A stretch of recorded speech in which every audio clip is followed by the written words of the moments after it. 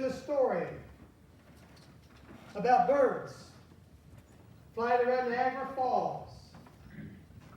And they swoop down to get a drink of water and fly back out. But in the wintertime, each time they go into the waterfall to get a sip, a little bit of ice builds up on their feathers. And people are standing there watching these birds dive into the falls. See that not all those birds come out because of the ice that's built up on the bodies and the feathers of those birds. You know, sin in our lives weighs us down. Amen? You know, at times I think, you know, the little things that we think are not a big deal become a big deal over time. I remember there was a time I would carry, after a while you could carry a 40-pound rucksack, 50 pounds, 60 pounds for a ways. But then after a while, it was easy at first, but then you started feeling it. It might not be that much at first. And maybe you were doing a pretty good job of carrying it. But after a period of time, after you get to the 4th mile, you start feeling it dig into your shoulders. You start feeling blisters begin to build on your feet. You begin to feel your legs get a little rubbery. The effects of the weight of sin can be that way upon us. It may start out small, maybe just a little thing. It's a no big deal type of sin. But over a period of time, it begins to weigh heavier and heavier upon us. Lent is a time, let me express first of all, that Lent is not a time to be depressed or wallow in failures. It's a time to know that we can free our soul from that burden. Amen? Lent is a time that we can be free from this burden that we're carrying. Now, the story this morning is taken from Psalm chapter 51. But I want to share just a few more things before we get into that passage. Lent is in ancient times was a time to bring your flesh under control of the Spirit. Over the years, over a year time, there may be times that you've allowed sin to enter into your life, and so the flesh begins to have control over your spirit. Meaning prayer time comes a little less.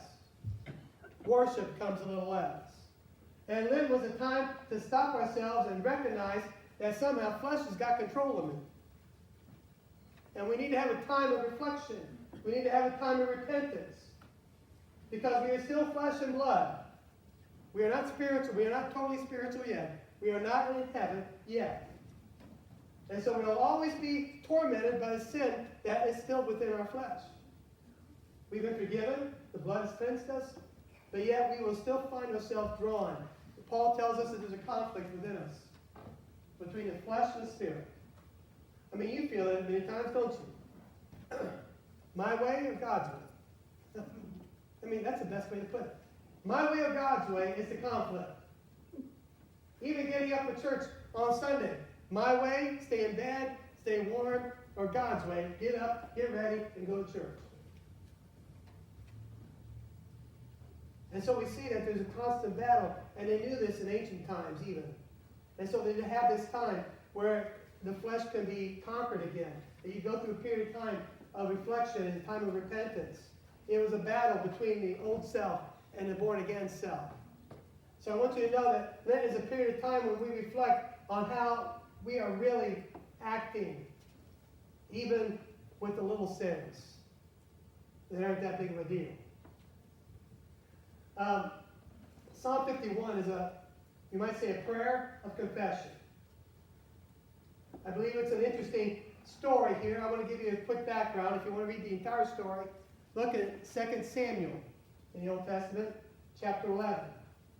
If you want to get the whole story, then I'm going to share it very briefly here with you. And 2 Samuel chapter 12 also is a conclusion to that story that started in chapter 11. So 2 Samuel, I'm giving you a brief summary of those two chapters. This is because Psalm 51 is the result of those two chapters in 2 Samuel. Let me give you a brief understanding of it. David had been king, and I shared with this in regards to lead us not into temptation last Sunday. In regards to David saw a married woman on a balcony taking a bath, and saw this woman was beautiful, and ordered that woman to come to him. And in the process, he had a child with this woman. But before that, he wanted to make sure he wanted to cover up his sin. And so he wanted her husband to be called back from battle. It'd be like calling Danny back from wherever he would be, or Bob back from anywhere. And saying, okay, you go home and spend some time with your wife for a while, and then you can go back to battle. He wanted to cover up the adulterous relationship that he had. Don't get me wrong, I'm not saying that Danny's like that. But anyway, and so it didn't work out for David. Uriah did not go back to spend time with his wife. In fact, David tried over and over again, and even Uriah ended up sleeping on the doormat. Never went inside the house. He was so dedicated to his service, they said he felt guilty that he was back outside the line of battle, outside of danger, and that he was not with his, comrades in arms, you might say. And so David's first plan to cover up his sin didn't work. And so David had to think of another way. So he sent a little letter back with Uriah stating that, hey, I want you to put him in the front of the battle, because I don't want him coming back. And so Uriah ended up being killed in combat. And in the process, Bathsheba had a baby, but yet that baby eventually died. And now David thinks he's got away with it. That all the evidence has been cleaned out. Uriah is not going to be able to testify against him. He's the king, no one's going to question his authority. So he thinks that he has gotten away with it.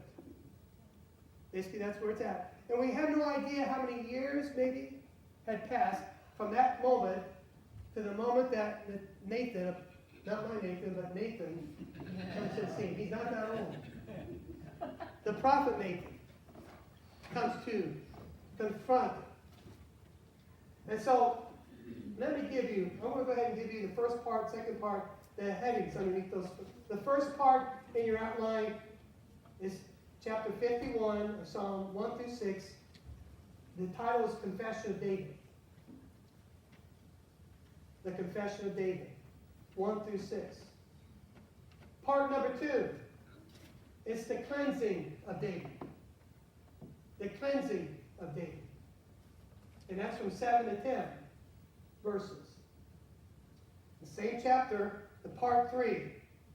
I know the chapter is longer, but this is as far as we're going to go with it today. The commitment of David. And that would be in verses 11 through 15. The commitment of David. So number 1, the confession of David. Number 2, the cleansing of David. And number 3, the commitment of David. And in the process, know that there's always going to be some bleed over. It's not going to be a perfect division. There's always going to be some parts of the others bleeding into the other sections. But let's get right into it. The confession of David is the first part of Psalm 51. I want us to think for a moment in this Lenten season. It's a time for remorse, but I want you to think for yourself.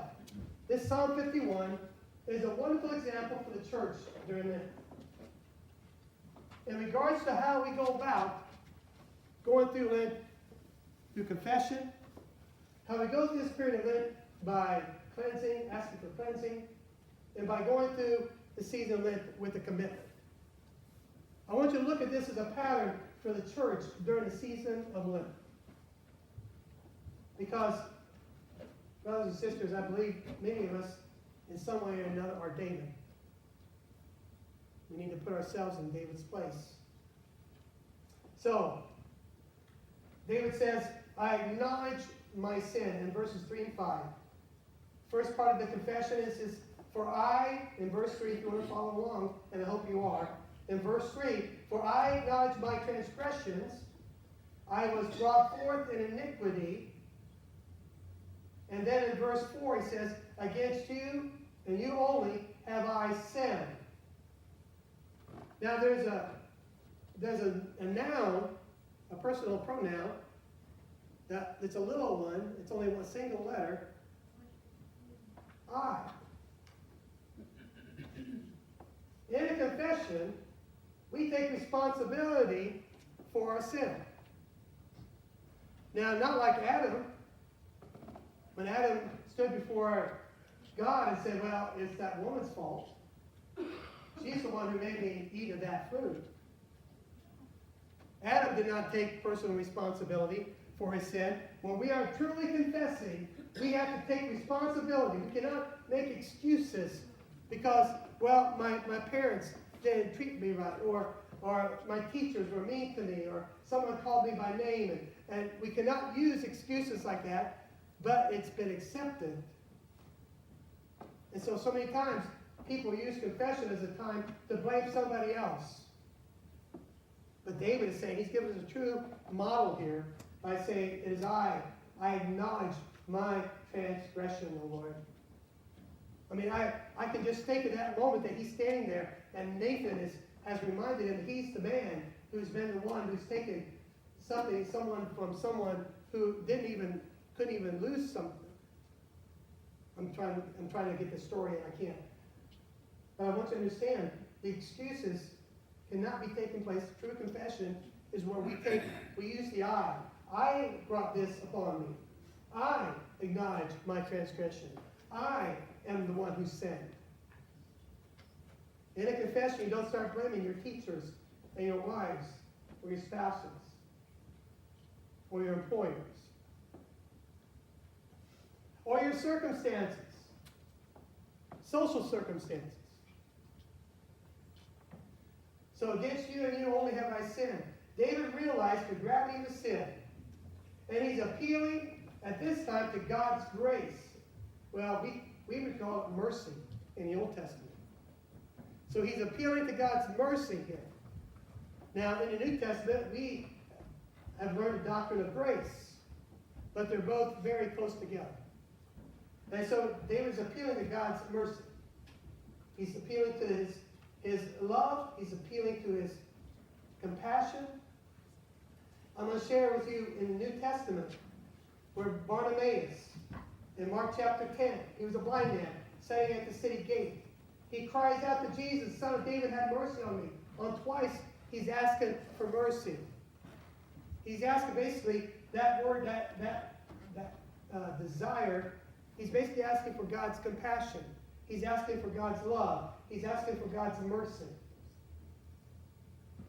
And Jesus in Mark chapter 10, in passage 47 and 48 says, what do you want from me? When you're asking for mercy, the Lord's going to ask you, what do you want from me? You might say, well, he's going to give me automatically. He wants to know what you want. Do you want to confess of your sin?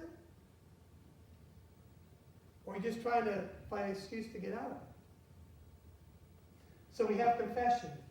We find that in his confession, David's appealing. He takes responsibility. He seeks God's mercy. And in that mercy, he's seeking God's compassion and his mercy.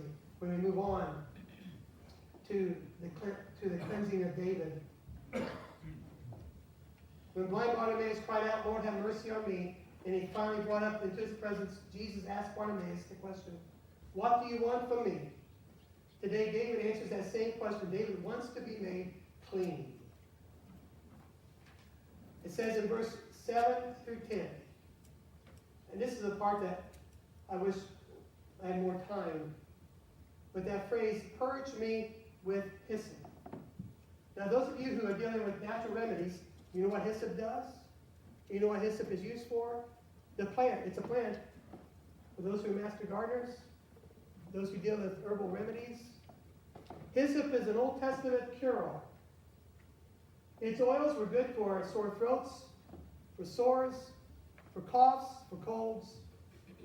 Instead of having a pharmacy where you go pick up a pill, you go to your nearest hyssop bush, and you pick up the hyssop, you begin to grind it up.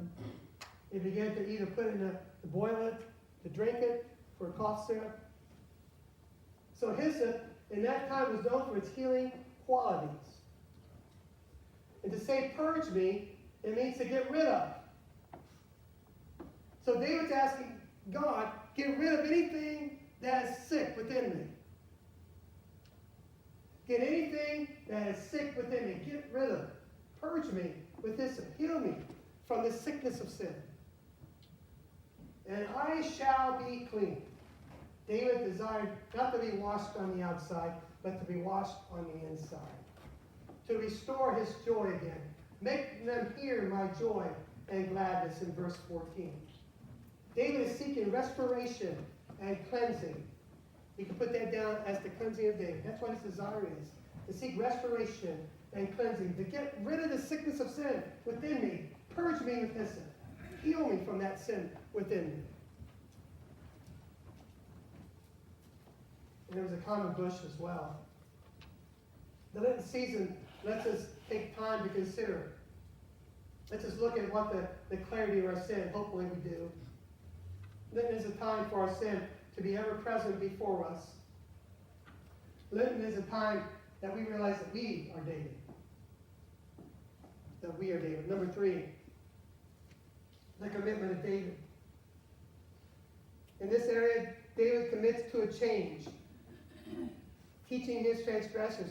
He's saying, basically saying, I want to testify to what God has done.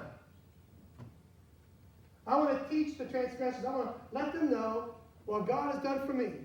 He's forgiven me when I confess. He's cleansed me from all my sin, my transgressions. He's washed me. And now I'm going to go out in verse 13, and I'm going to teach the transgressors your ways. I'm going to tell them all about the confession. I'm going to tell them all about your cleansing. I'm going to tell them all about these things. David makes a commitment to God to learn. Hear that? David makes a commitment to God to learn from his sin. To learn and to share the lessons he's learned from God. And he said, I will sing aloud. My tongue will sing aloud of your righteousness. That means when we sing praises, you should remember those sins that you've been forgiven for. And it should be able to cause you to lift up your voice even more, even if you can't hit a note. To maybe make a screeching effort.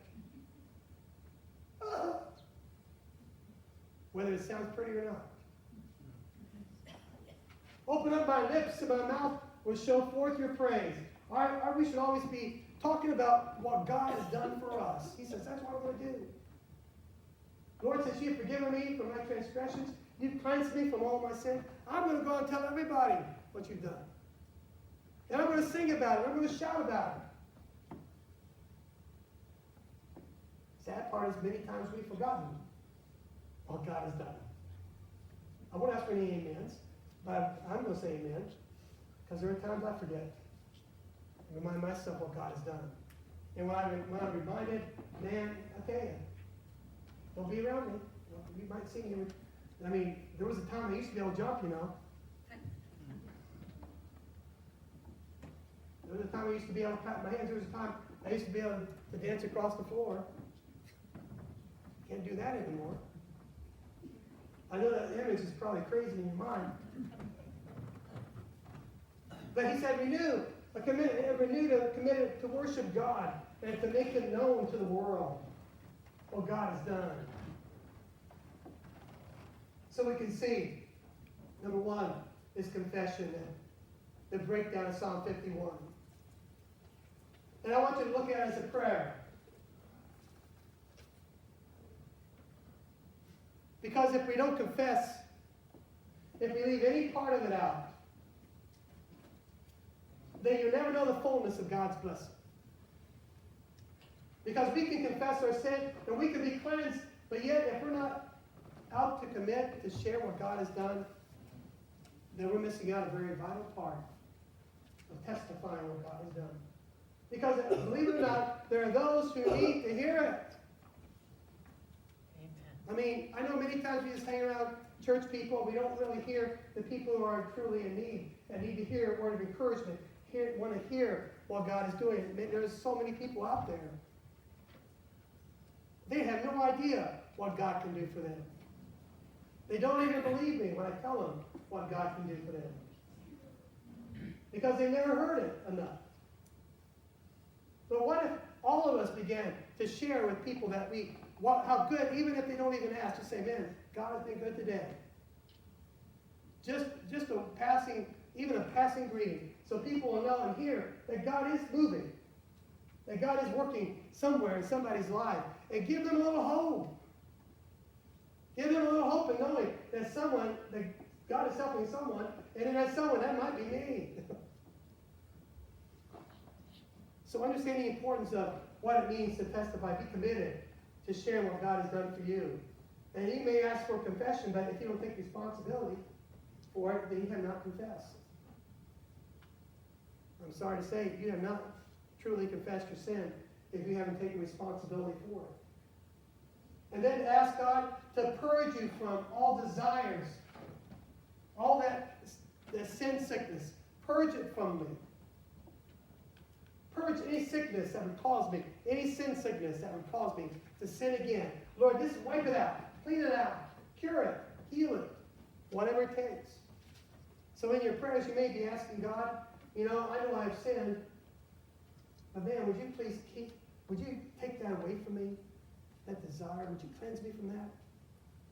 That won't even be there. I've seen some instantaneous healings before too, in regards to habits and addictions. How God can just, boom. Now, some of you are going to get misled and think that God does that for everyone. Well, maybe he might be just seeking your faithfulness and seeking prayer for that person. But God can heal.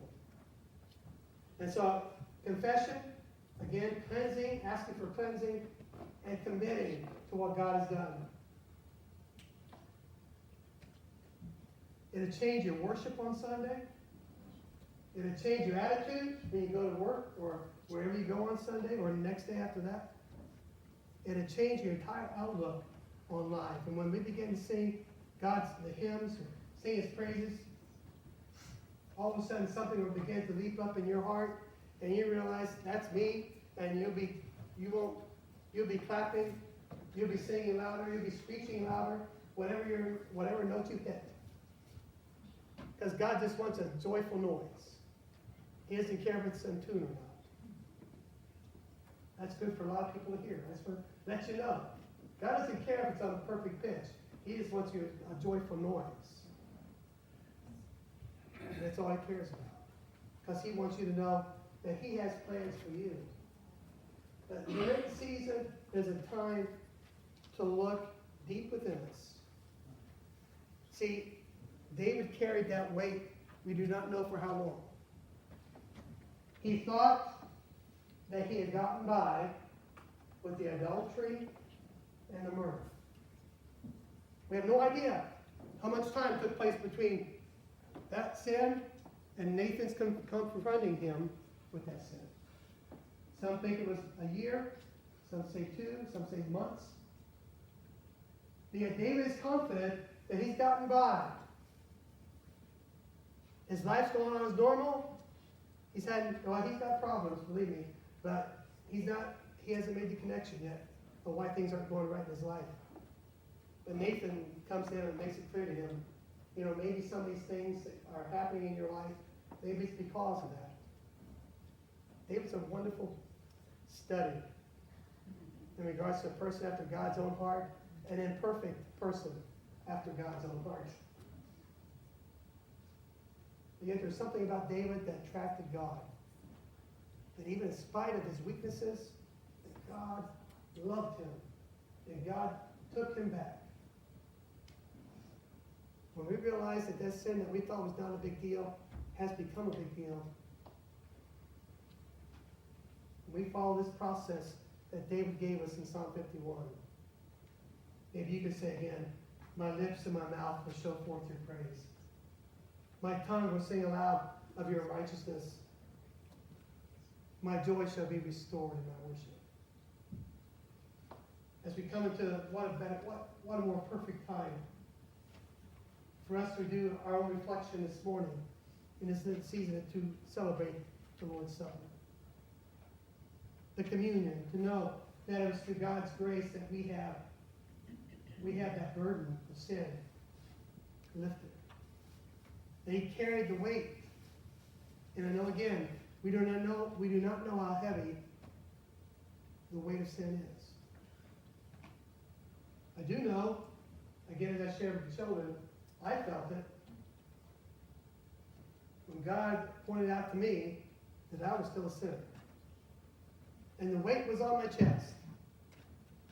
Like somebody was sitting there on my chest. And I knew it could not be removed until I confessed.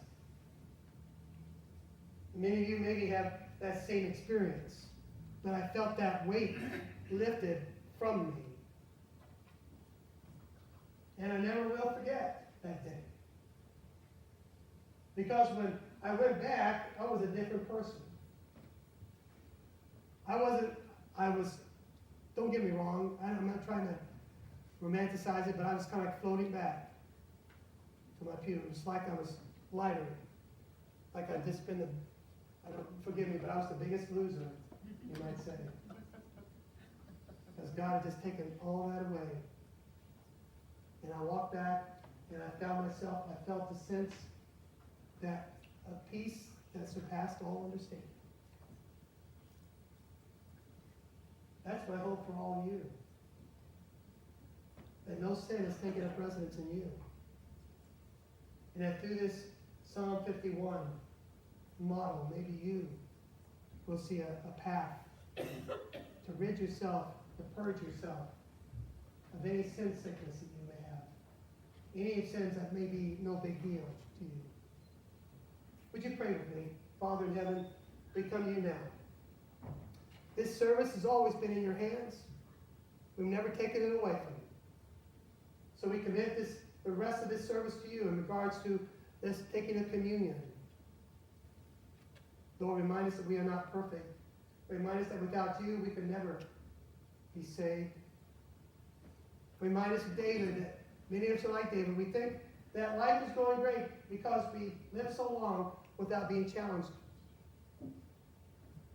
We live so long with that sin that we think, it just become part of us now. It must be all right. And maybe today would be the day that the Holy Spirit says, no, it's not. No, it's not. It says, take care of it. Take care of it today. Stop carrying it around and realize what I see and realize it's going to become heavier because I'm not going to let you go. This may be the day that God says, let it go. Confess it. So here are prayers today, the silent prayers that are going up even now. In Jesus' name I pray. Amen.